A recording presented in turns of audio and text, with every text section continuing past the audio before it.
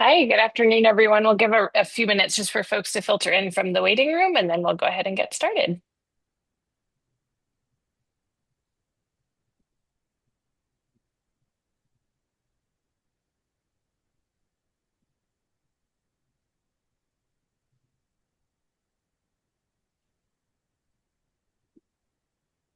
Great. Looks like it's people are slowing down, so we'll go ahead and get started so we have as much time as possible.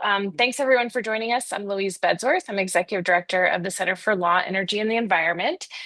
We are a research center at Berkeley Law focused on translating research into actionable policy information. We work with government, business, stakeholders, and others to tackle issues cutting across energy, environment, and climate. We work with faculty, students, and others across campus and beyond to build interdisciplinary teams to do our work.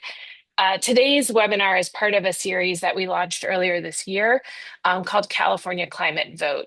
And this was a project we developed to try to ensure that climate, energy, and environmental issues remain in the conversation around this year's gubernatorial election here in California. And so our goal with this project is to provide nonpartisan information on a series of key issues related to climate, energy, and environmental topics. We've developed a series of issue briefs, which are available on a website called climatevote.org. We co-hosted a forum with some of the gubernatorial candidates earlier this year. We are in the process of extending invitations to all candidates running for governor for briefings and to provide more information on energy and environmental topics. And then we're hosting other events to really help create forums for discussion around some of these topics, since that's what today's event is. And so today we're going to dig in on a topic that many people are talking about, not just here in California, but across the country, which is around electricity affordability. And so in the conversation today, we have three wonderful experts who I'm going to turn it over to have this conversation. The idea here is really to unpack the issues, understand what's driving prices, and then what are the possible solutions and what can the governor and others in government do. And so, like I said, we have three wonderful people to lead this conversation. First, we have Sharon Jacobs, who's a professor of law here at Berkeley Law, where she teaches and writes in energy law, environmental law, and administrative law. We're also very lucky to have Sharon as a member of our advisory board here at CLE. And really thrilled that she is going to be moderating a discussion between Travis Ritchie and Martha Guzman.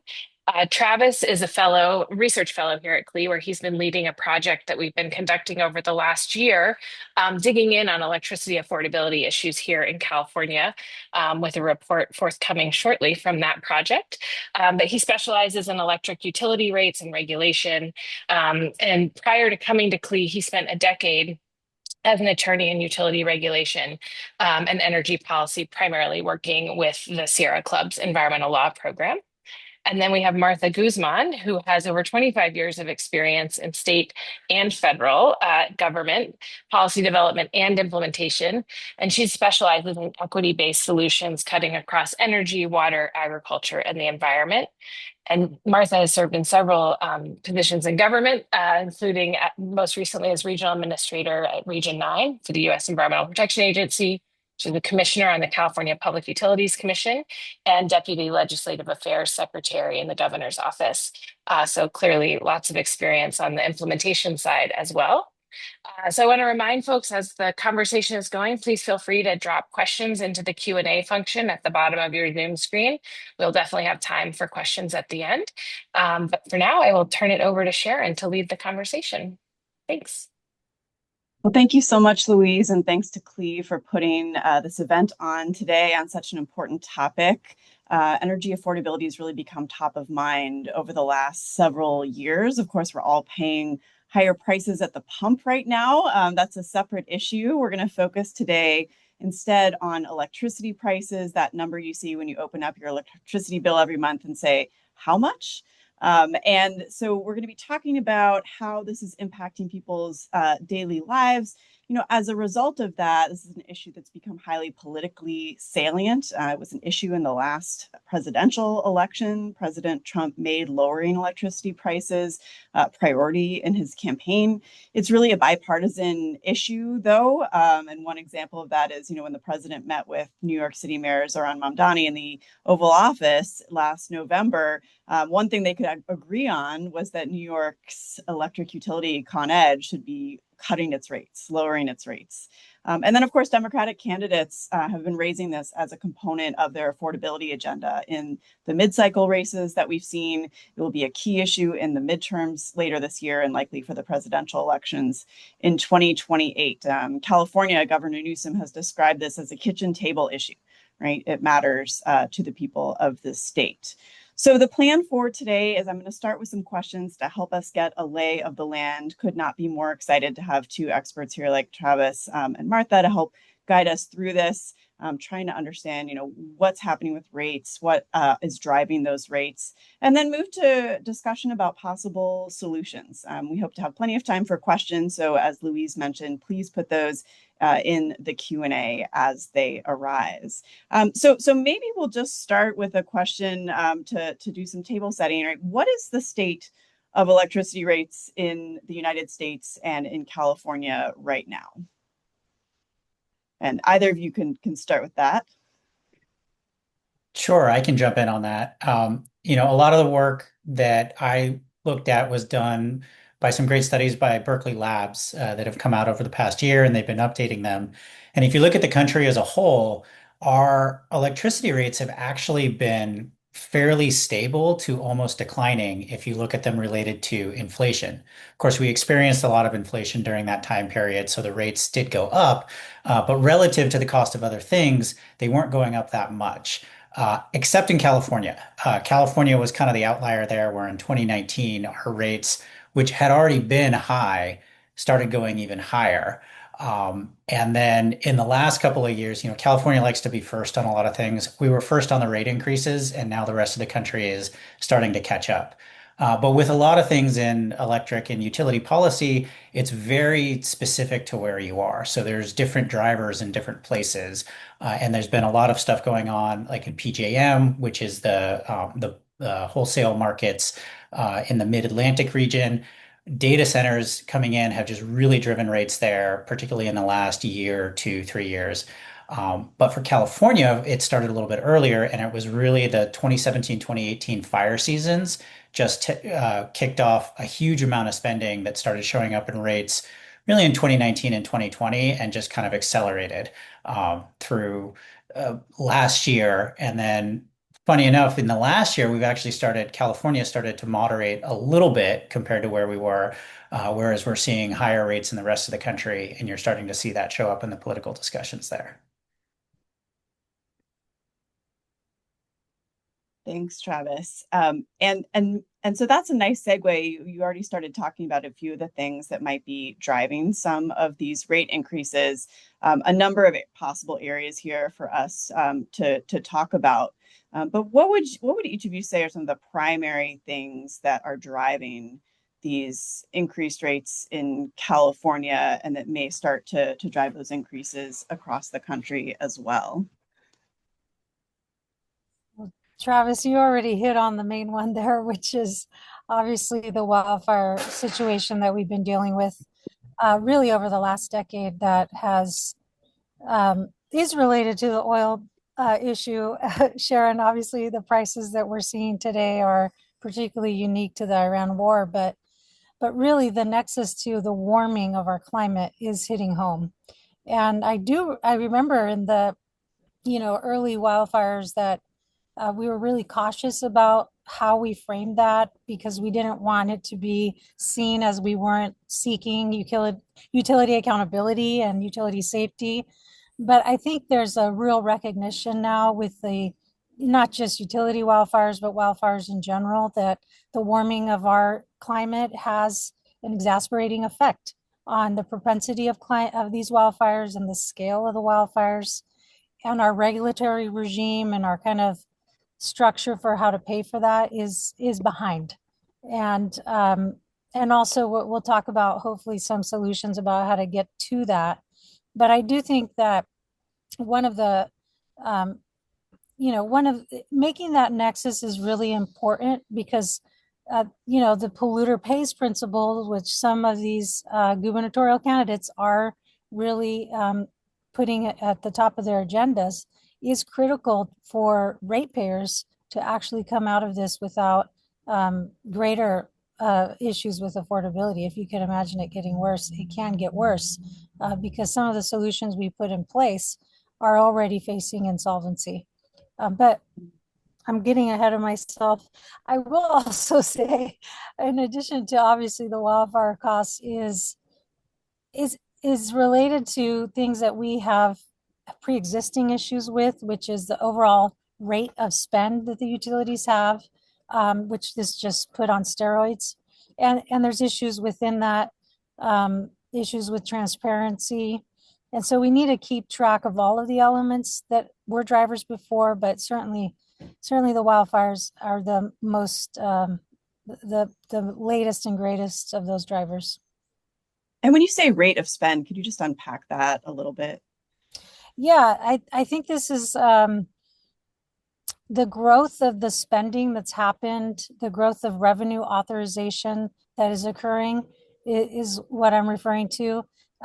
Whether they're spending on, vegetation management, which is the big one, but also, even back to kind of the more bread and butter part of this, which is the growth of the generation needs that we need, and how we're spending on that, the growth of the distribution side, which is distribution and transmission that prior to the wildfires we saw growing, and now it's kind of overlaid and a little bit integrated. But one of the things we were really focused on like 5 years ago was these transmission spends that were happening by the utilities that were kind of in this gray box. They weren't coming up under the ISO's process, and they were coming up largely self authorized projects, if you will, by the utilities. And I think that's still a concern. So, really, is what is the structure that we need to put in place to really constrain that overall spend and prioritize within it?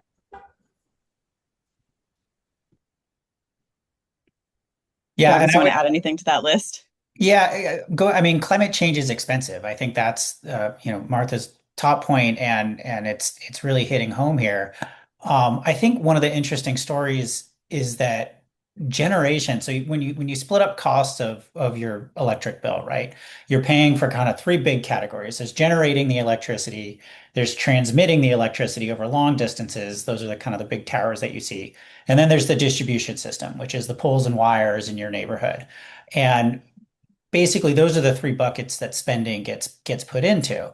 And there's been a lot of focus, rightly so, on generation. And California has had a really ambitious renewable portfolio standard for decades.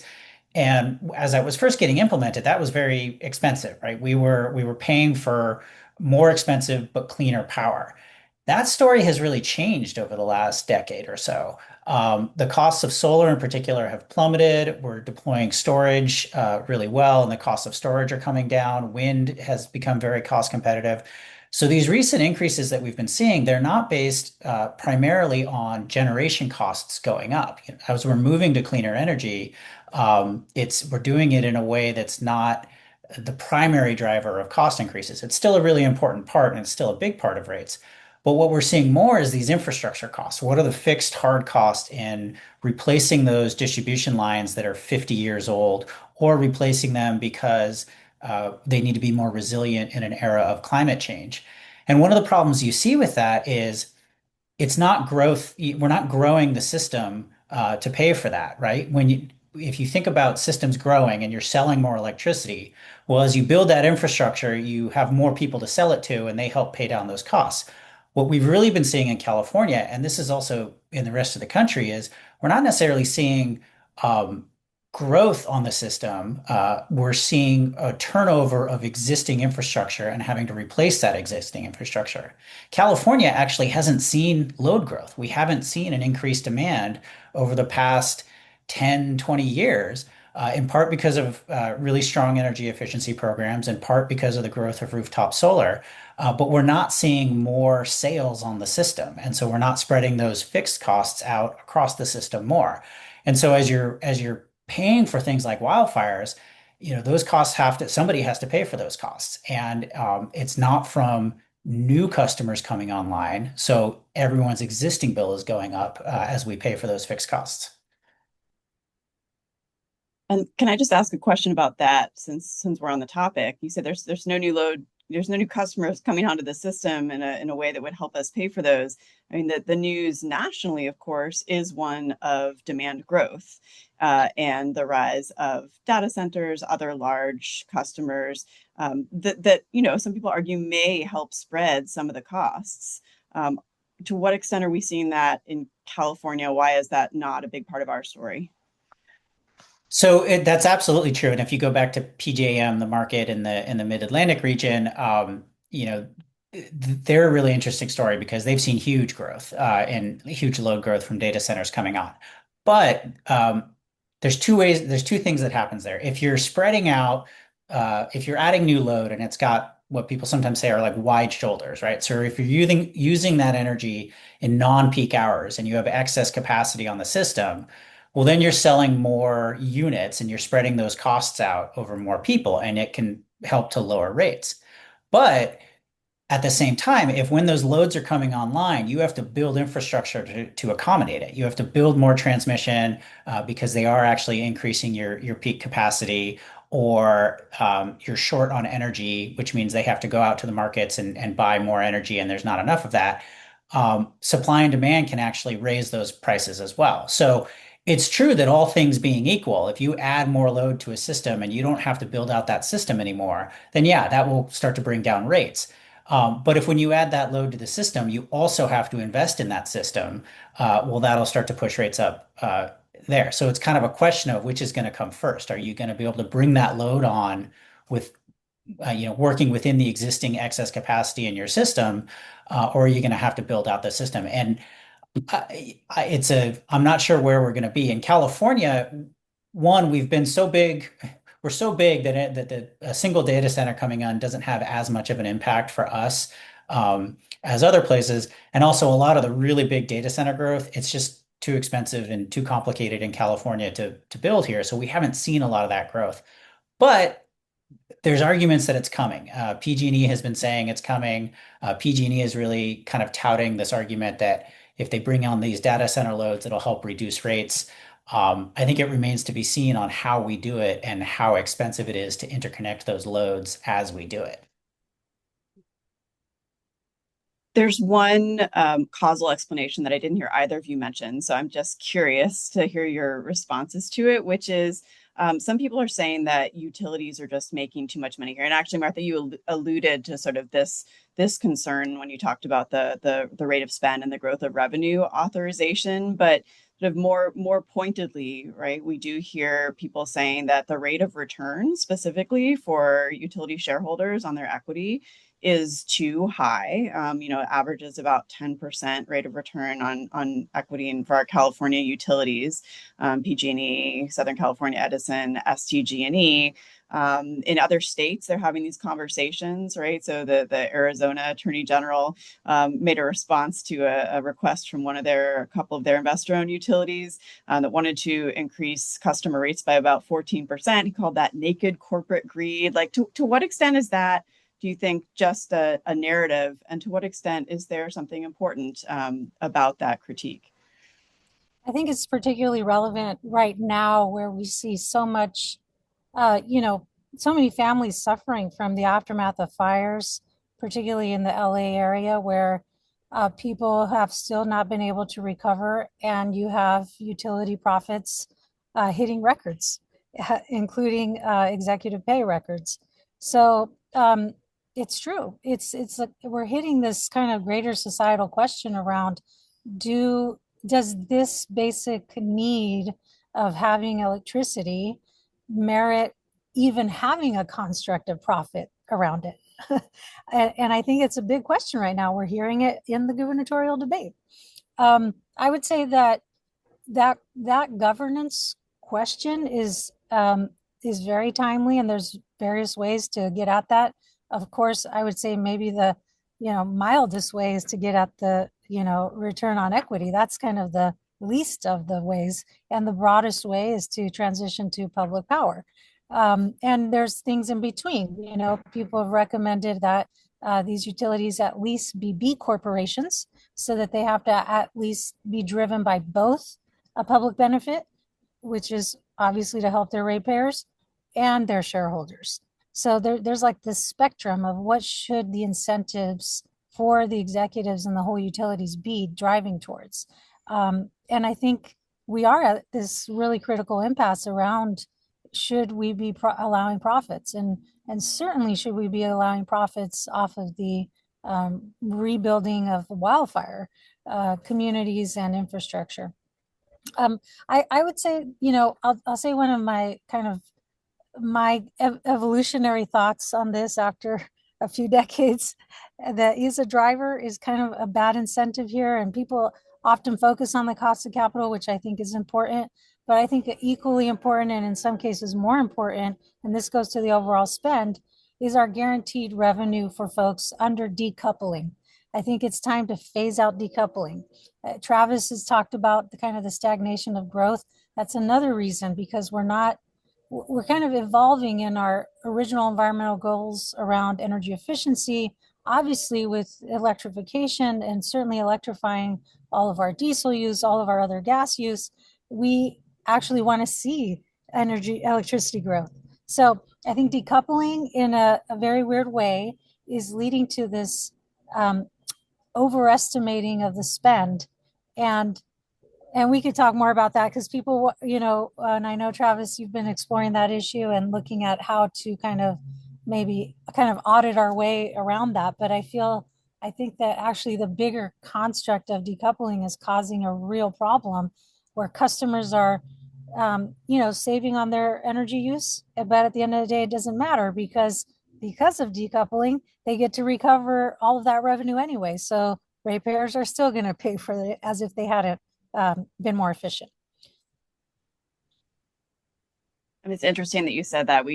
I'm going to save most of the questions for the end, but we just got a question in the chat about sort of higher fixed costs on customer bills, and the potential effect that has on incentives for customers to become more efficient, to sort of, these are some of the incentives that existed before all of the more recent efforts to increase our use of electricity that you were talking about. And so the goals for the state have shifted a little bit. So I take your point that we need to think about the incentives that we create as a result.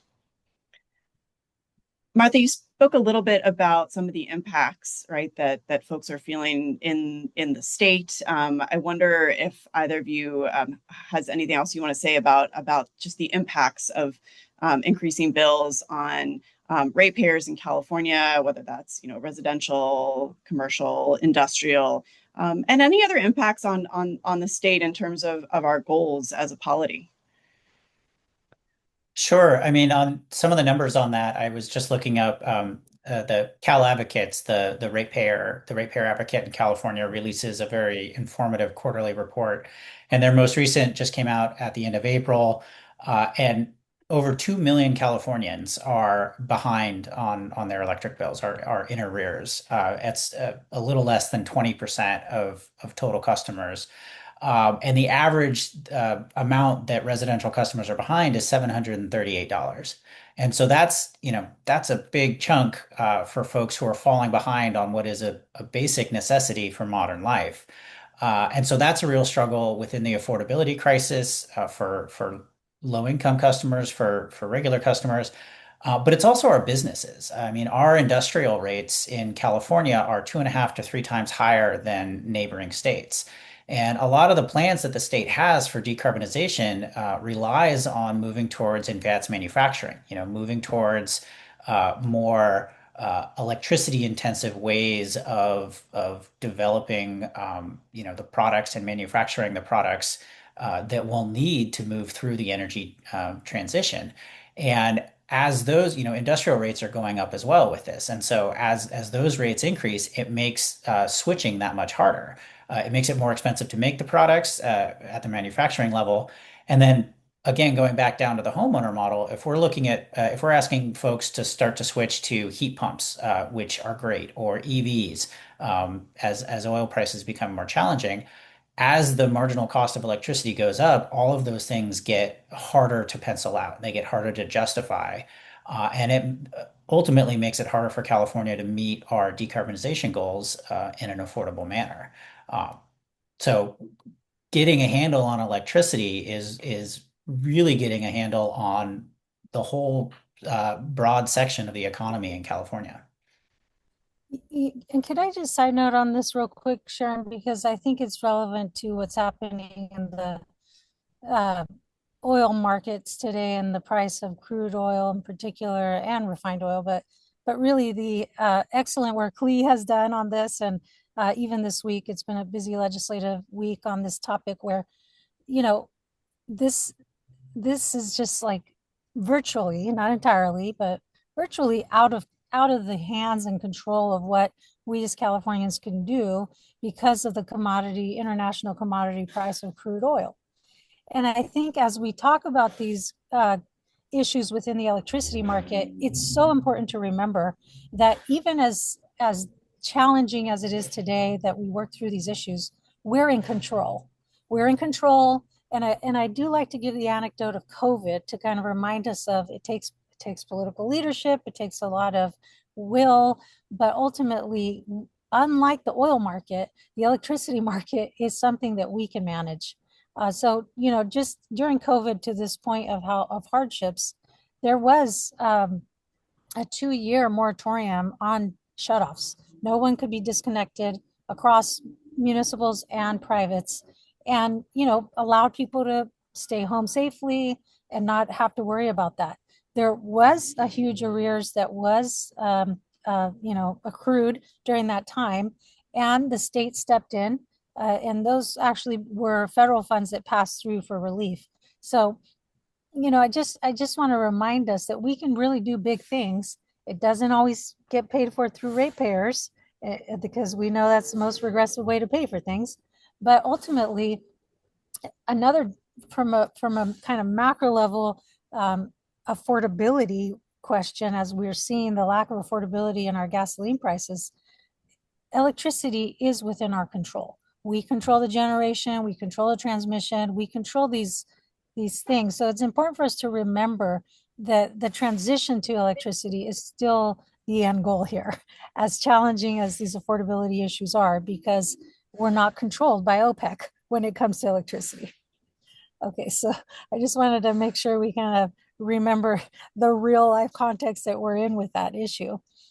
And that's a great way actually to pivot to a discussion about some of the things we can do, right? So since we're in control here, and I wanted to start with kind of a wonky one, but one that I think matters a lot. And that's the way that we set rates for electricity. That happens at the state level, right? It happens with the California Public Utilities Commission.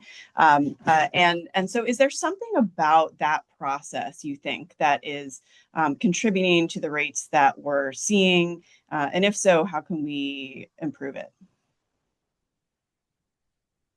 Yeah, that's the Go ahead, trillion Travis. dollar question. So for our investor-owned utilities, so the privately owned utilities, we follow what a lot of states follow, which is a cost of service rate making structure. That's different than a public utility. If you're LADWP or SMUD, you have a locally elected or appointed by local official boards. At the end of the day, that they also have to deal with cost of service because they look at what their system looks like and then they try to charge set rates accordingly. But in California, or sorry, in the investor side, these are private companies, right? But they're also monopolies. And so they would, without government regulation, be able to set a price at whatever they wanted to. So the regulator looks at what does it cost to serve everybody? Soup to nuts, what is everything? What does wildfire cost? What do the linemen cost? What does the power purchase cost? And you come up with like a total cost. And then you divvy that, and that includes a profit margin for the capital assets that are deployed by the utilities. And then you divvy that up based off of the expected sales that you have to get your rates. And so it's a big litigated fight for each of the private utilities, the investor-owned utilities.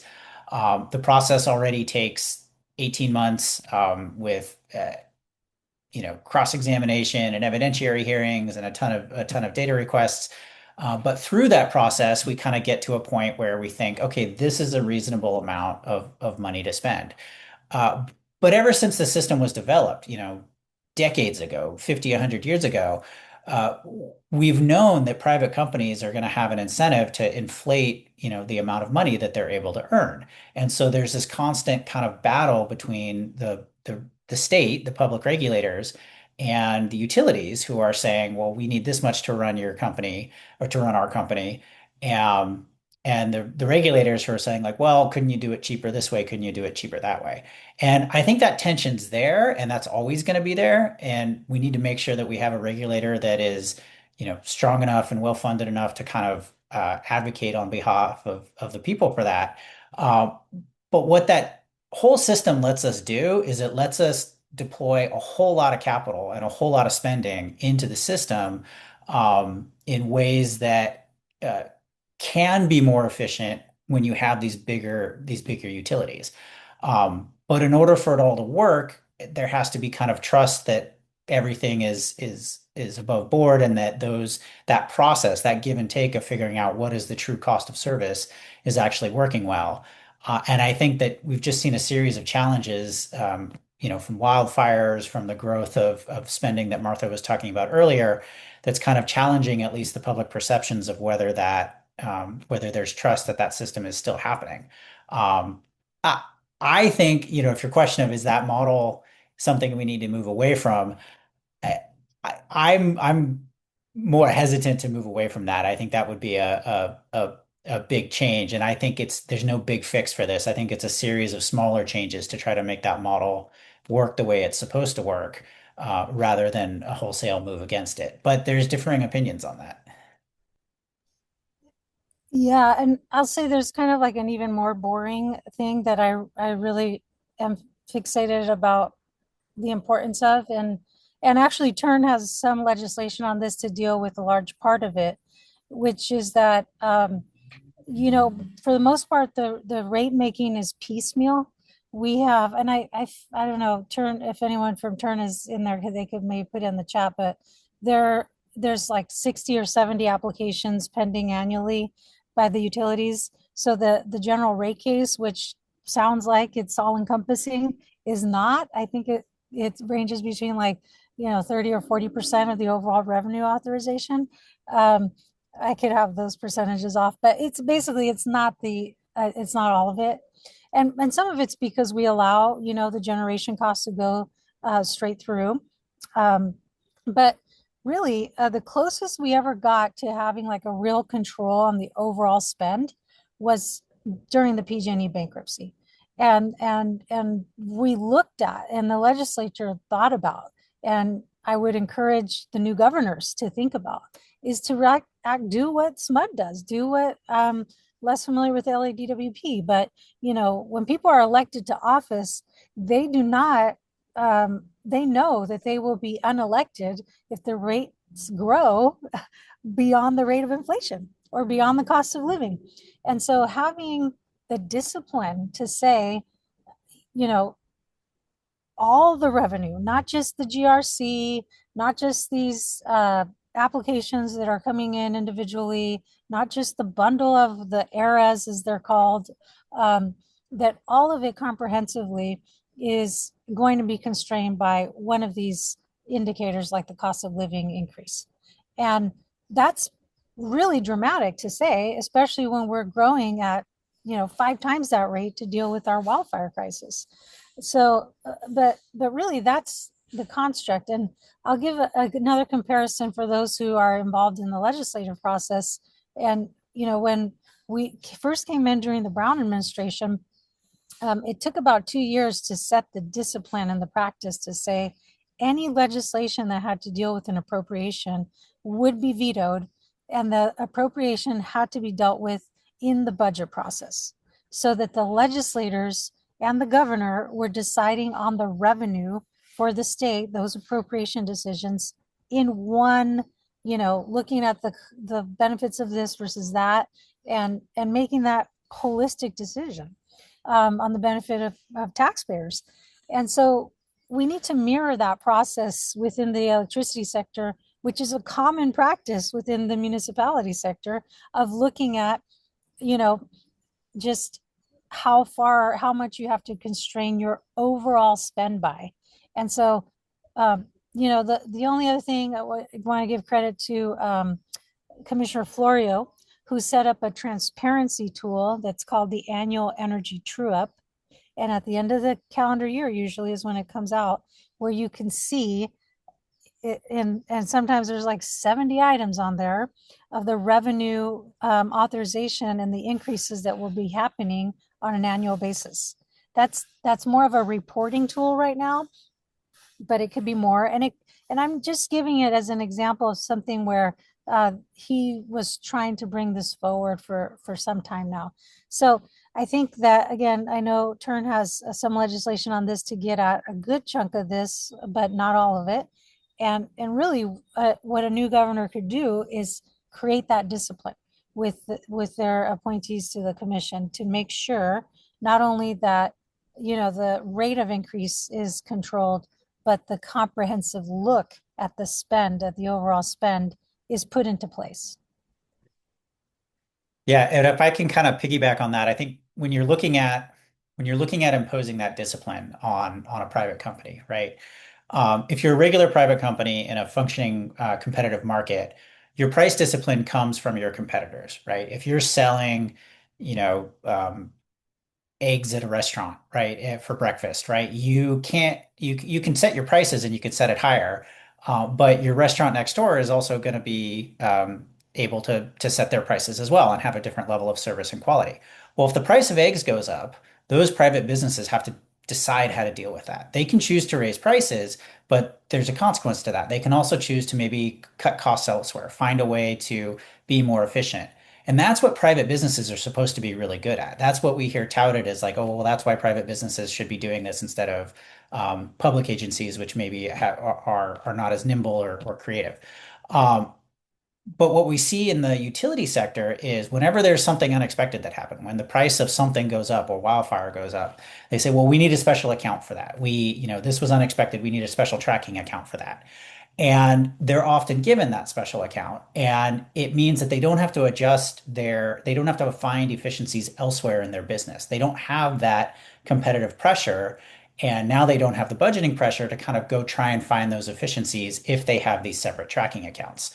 And the whole kind of system of investor-owned utility regulation, one, it relies on the regulator to go in and find, was that spending prudent or not prudent? And that's a big and important part, but it's very difficult to do, and it takes a lot of work and effort from the regulator.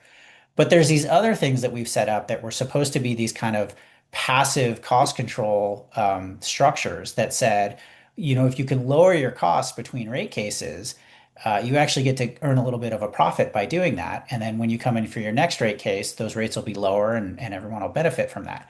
But we've moved away from that system with all these tracking accounts. And I think, Martha, that SB 1098 is one of the bills that's going through the legislature right now that's looking at, they're called memorandum and balancing accounts, and saying, maybe we're overusing these tracking accounts and we should kind of go back to this more fundamental cost of service rate making concept, which is supposed to have these kind of passive cost control mechanisms built into them and not rely on the regulator to like line item look at every single cost, because it's very hard for the regulator to do that, given how big and complicated the utilities are. So this is going to be a bigger, oh, sorry, go ahead, Martha. Go ahead.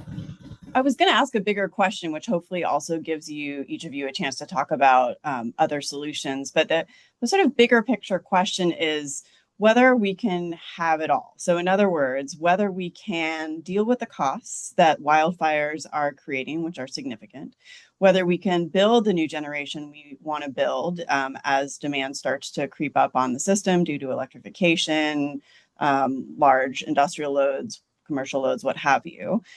Whether we can upgrade our distribution infrastructure if it's out of date and needs to be updated, make all the changes that we think we want to make on our system while keeping rates manageable. I mean, do we have to choose among those goals, or is that a false choice? Is there a way to navigate this? Well, I'll jump in. I mean, I think one thing is if we're going to keep private utilities, which is I think it would be a fundamental change to move away from that. So under the structure that we have now, I do think there are things we can do like SB 1098, like looking at things that are limiting balancing accounts. That's one thing we can do. Another thing we can do is start to use a different source of funding rather than people's electric bills to socialize and pay for a lot of these costs, such as, wildfire mitigation. There's a strong argument that a lot of the wildfire liability and the mitigation that goes on, that's a public good, right? As these fires are tearing through our communities, there's strengthening those communities, preventing the ignitions, and even more importantly, protecting those communities. That's a public good. We can invest in that with funds that are from sources like the general fund that are far less regressive than our electric bills. So we can find ways to pay for the infrastructure that we need that's going to benefit our economy, that's going to protect our homes in wildfire. And we can pay for that infrastructure as a state rather than running it through electric bills. And so I think that there's things we can do to continue to invest, to continue to spend on these things that we want and need to spend on to encourage the energy transition without just making people's electric bills go up. And so those are the types of ideas that we can start to look at. Are there other sources for funding? And maybe these are sources of funding that don't have, the huge ROE of 10%, return on equity that we see in the utility model. Those may be appropriate for some levels of spend, but are there other things that we can do where we see public investment or public-private partnerships in some of these big infrastructure projects? Yeah, I would say I would maybe add a point there and and want to go to a legacy issue that absolutely for the wildfire side, particularly the liability side, in addition, and the prevention side, it is not sustainable to continue to have ratepayers pay that much towards those two efforts. Um, and I would say on the prevention side, obviously the general fund is in a deficit right now, and there are discussions around particularly more corporate income tax coming in to cover all the societal needs. And I think, as I mentioned at the beginning, I think there's a role for the fossil fuel, particularly right now when their corporate profit is extremely high, to take some of that profit and redirect it into prevention and liability. I also think that we need to retain the IOU shareholders' contributions to those to the liability fund, and we should examine the insurance industry also having a share in that. So I think there's a lot to be gained from the corporate income tax payments going directly to these liabilities and to prevent these liabilities from the folks who are profiting off of it right now, or for the folks who caused it in the case of the polluter pays of the oil industry. So those are like really big and ambitious, and there's not like a bill on that right now. But I think the reality is we have to be thinking much bigger about how we're going to pay for that. That SB 254 report had some ideas, some small like property assessments for the prevention side in particular. And I know NRDC has a bill to revive the state responsibility area property assessment, which is a good idea. But even beyond that, they had things like a sales tax to pay for the wildfire fund liability. And, that's really regressive also. So, we got to get at where the real beneficiaries are right now and the folks who are profiting the most in our society right now. So that's obviously the folks who have contributed to this problem in the warming and the folks who are profiting as a result of the structure that we have. And it doesn't mean they don't have costs and products that are failing, but they're still profiting. So we have to be creative about that assessment coming into this space. And that takes a tremendous amount of political will and creativity. But the other thing I wanted to say in terms of, can we have it all, is also another, you know, discipline issue, which is, uh, as Travis said earlier, we did put a lot of responsibility on the IOUs at the beginning of our energy transition.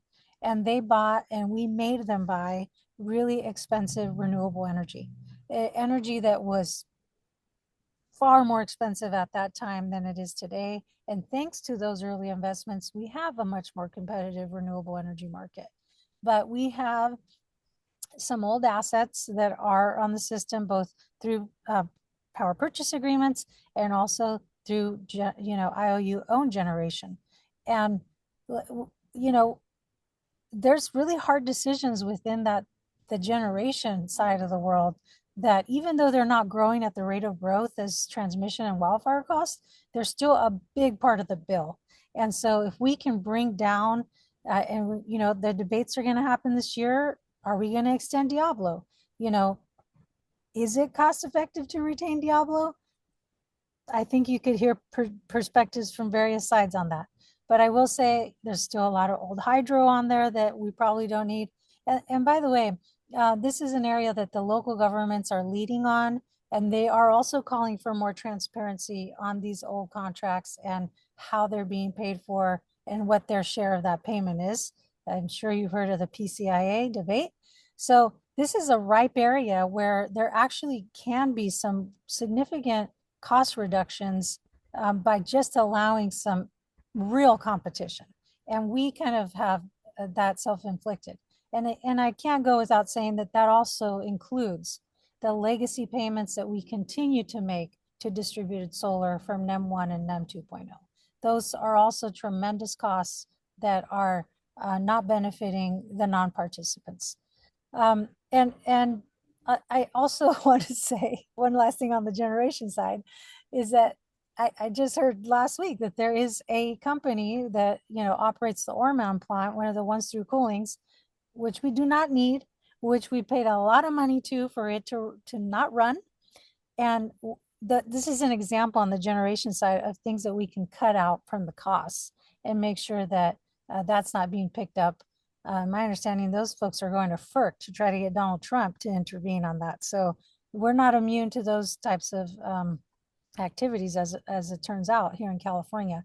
So there's a lot to be guarded on the generation side still that I think allows us to have more things. Not all of it, we can't have it all, but we can have a lot if we're really disciplined and honest about some of those legacy projects that need to phase out. I think what this conversation is really helping to crystallize is that there are so many components of electricity rates. There are so many decisions, both past and present, that contribute to where those rates are. And so the solutions are going to be multifaceted as well, right? We can't point to one thing and then address that one thing. There are lots of possible solutions out there. And keeping an eye on the time and wanting to have some time for some questions. I was going to throw one last question out to the two of you before we look at the Q&A, which is that, we have a gubernatorial primary coming up. Ballots are already going out. We vote on June 2nd. What would you advise a new governor of California to do to ensure affordable electricity rates? The candidates have taken varying positions on electricity affordability. Some have said relatively little, some have said much more. They have different ideas about where the problem is. What would your advice be to whoever emerges at the end of this process as governor of California? Well, I'll go first. I mean, I think my biggest piece of advice is that you have to dig in and do the work. There's no single solution to this, right? It's such a massive part of the economy. A lot of the issues that we're dealing with have been building for decades.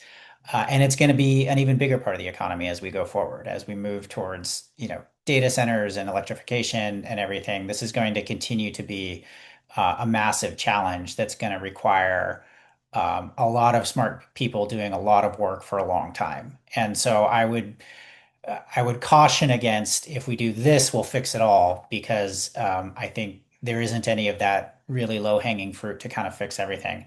But at the same time, I think that if you do focus on it and start to work it and have good people, good people at the regulators, good people coming up with legislation on and ideas on controlling costs, there is a lot to be done. We can get a lot more efficient, and we just have to continuously work at it.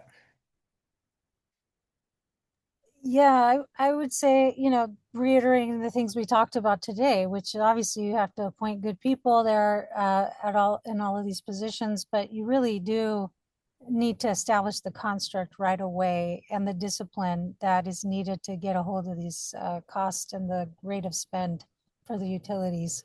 Um, and in addition to that, again, want to recognize that some of the candidates are proposing bringing in revenue from non-utility ratepayers.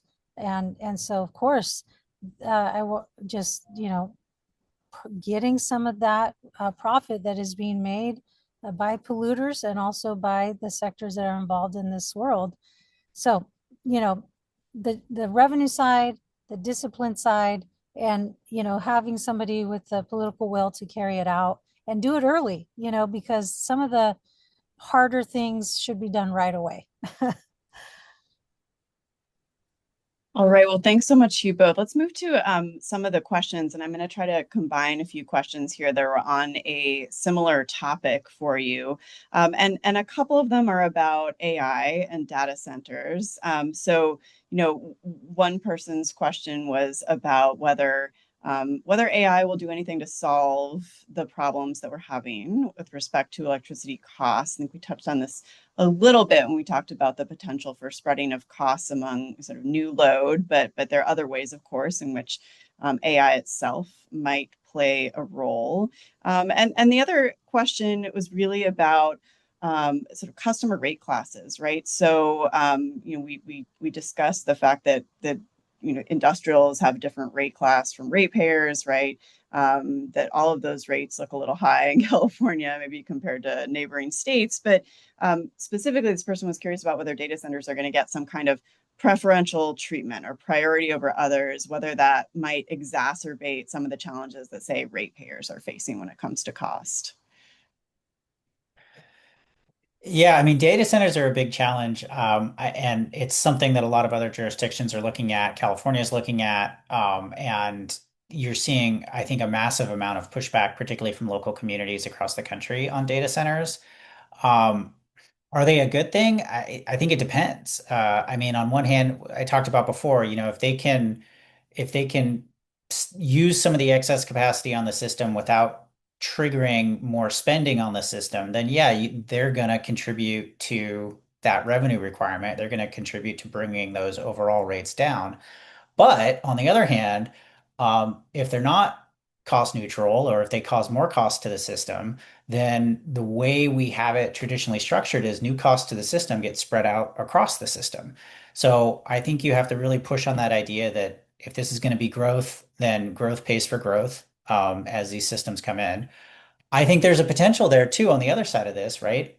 Data centers and AI are supposed to make us more efficient on things, right? So there's a bunch of efficiency to be had in this system. So if the utilities can start using the AI, using the efficiencies that are possible in there to provide better, cheaper service, we could see benefits from those efficiencies as well. But it all depends on whether they are triggering costs faster than they are paying for them. And I think that's something we need to really carefully watch. I think fortunately in this case, other states are going first. We often go first, but in this one, we're not quite going first. And I would watch what the other states are doing with, demand response and different tariff requirements and bring your own power requirements. I'd watch the other jurisdictions and see what they're doing and see if we can copy the good stuff and watch out for the pitfalls that some of these other states are probably going to fall into. Yeah, I generally agree with that. I think the risk I see is kind of both on the cost and the environmental side, because if the, kind of reserve margin on the capacity side is where I think we're most vulnerable because it will lag potentially. And so, um, I think we should consider having kind of a forward procurement on that end and having them pay for it. So you could call it like a capacity surcharge, something that would give us a cushion so that in 3 years we're not behind, 6,000 megawatts, but we are able to do it as a preventative measure so we don't lag behind and get some more batteries on there, because what's going to happen is we're going to have more natural gas dependency if we lag behind. That's the more likely scenario, because a lot of these things, even though we talk about them having flexible power needs and so forth, most likely there'll be some continuation of demand that will be needed during those peak hours that will drive a greater reserve demand that we will lag behind. So it's kind of a worst case scenario, but I think, here's a very profitable sector, particularly right now. You could do it now to accrue that revenue while the profit is there. And it could come as a surcharge on the tariff, or it could come as a through the legislature as a surcharge on their profit. So um, yeah, I think that is not in my, it is a concern, and we should not allow ourselves to get behind. But I would say the bigger, real concern right now is the next fire and the liability that costs, those liability costs get passed on to ratepayers yet again.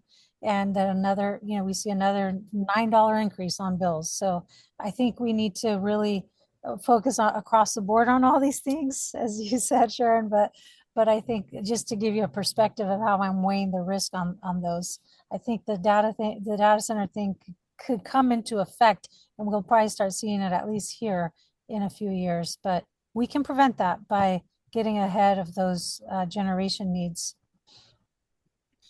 So we have 2 minutes left and a set of really big questions that I want to combine into one for each of you to maybe, if you can, say something relatively short on this, which is, do we need to think bigger? Do we need to think about either completing the project of restructuring that we began to not so great immediate results 25 years ago and have more competition? And or do we need to think about moving away from the investor-owned utility model by increasing competition the way that we're doing it now, sort of through more community choice aggregation, sort of a partial restructuring solution? And or should we just get rid of investor-owned utilities altogether? This is sort of a radical idea I'm just throwing out there, right? And think more about a publicly owned power system. Do we need to do something big? Can we make our way through this relying on certain aspects of the current system? That is not a short 60 question. seconds, right? Yeah. I mean, the short answer is like I think those are all fascinating questions, and I'd love to keep digging into that stuff. I think the monopoly utility sector has evolved, right? Like telecom today is not what it was before, and because a large part of that was advancements in technology as we were able to move towards cellular telecom as opposed to reliance on the old system. We're seeing similar technological evolutions in electric generation, right? We're no longer build a power plant, grow, build a power plant, grow. We have microgrids, we have rooftop solar, we have distributed generation. There's the business is different than it used to be. And I think it might be worth looking at, are there ways to bring in competition? In California, we did restructure, right? The utilities mostly don't own the generation anymore, right? That's brought in elsewhere. The utilities own the transmission and the distribution. But now distribution is getting fractured, and there's potential alternatives there. So yeah, I think investigating is the regulatory compact where we have an exclusive franchise and a private company. Uh, I think we should keep asking, does that continue to make sense? And where are there places where the efficiencies that's supposed to be creating, are they still creating those efficiencies? Oof, okay, yeah,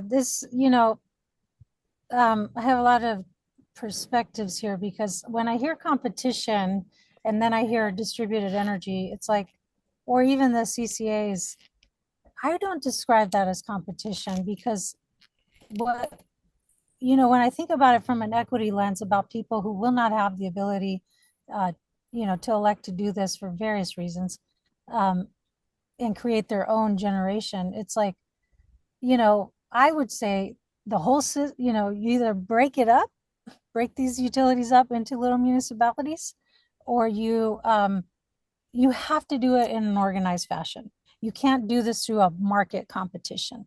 It's like, I think the telco sector is a great example. We have a lot of people who are unserved right now, and the responsibility of a carrier of last resort is dwindling away, and people are not no longer on copper for the most part, and they're tying it to a technology instead of the concept that everyone deserves connectivity. And so I don't think that it's a good example, actually, because a lot of people like ourselves in urban centers have great Wi-Fi, and we don't depend on another monopoly. Elon Musk, who's getting like 40% of the federal funding right now for his satellites, and they're creating another dependency of a private entity. Is that the great outcome of competition? Or is there a role for having a societal baseline infrastructure that creates equal access to basic needs? And so, I think I'm a little, and I have heard a lot of gubernatorial candidates talk about competition as the solution. And I just really want us to be careful with that, because, you know, the market is not always the solution for creating equitable access, and certainly not for creating affordability. So do we need to constrain? Okay, the other thing I was going to share is, in California, we have the inverse in the water sector, where we have about, less than 20% of the water sector is provided by private companies, and 80% is provided by a lot of smaller municipalities, for the most part, or publicly formed districts. And you see kind of the cross difference in those. Yes, those rates are generally more affordable. You see that same trend, but they're less responsive to their neighbors. For example, most of the folks who have acquired failing systems are the privates. So there's a different incentive there because of the capital infrastructure, which is actually helping your neighbor, than your own actual neighbor through a municipality helping your neighbor. So it's a kind of a weird incentive there. But anyway, lots to say on this, and it's absolutely good to continuously ask those questions about how we can serve Californians better. And the governance and the incentives is a big part of that. Well, I'm grateful to both of you for helping to further the conversation, and for making this such a rich discussion. And I will turn things back over to you, Louise. Well, I just was going to say thank you to Sharon for facilitating such a great conversation. Obviously, huge questions. We'll definitely keep the questions that we got in the Q&A, and really appreciate everyone joining us. And Travis and Martha, just thank you so much. Your knowledge and expertise is invaluable with these complex topics. So thank you both.